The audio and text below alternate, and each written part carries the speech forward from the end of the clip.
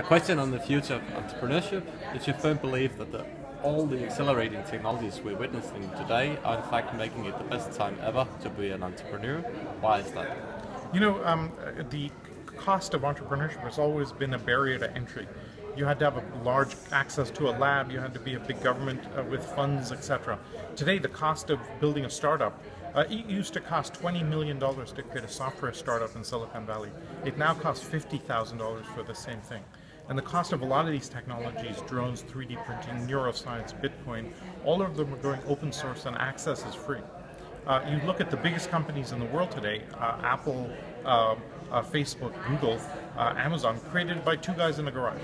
And so there's a huge possibility today of leveraging new technologies and leapfrogging the status quo. And with the fact that we have a dozen technologies all moving so fast, it gives us enormous implications because the intersections of each of those give huge possible breakthroughs. In Denmark, we have a lot of entrepreneurship. They often face a difficult time when they start growing. We like high growth entrepreneurship. What should we pay special attention to? Yeah, I think the biggest one is if you want to have aggressive high growth entrepreneurship, you have to be willing to fail and be trying crazy things and not being penalized for it. Silicon Valley is successful because when somebody makes a big attempt and fails, we call it experience. We don't call it failure. Whereas here, it's considered a bad thing.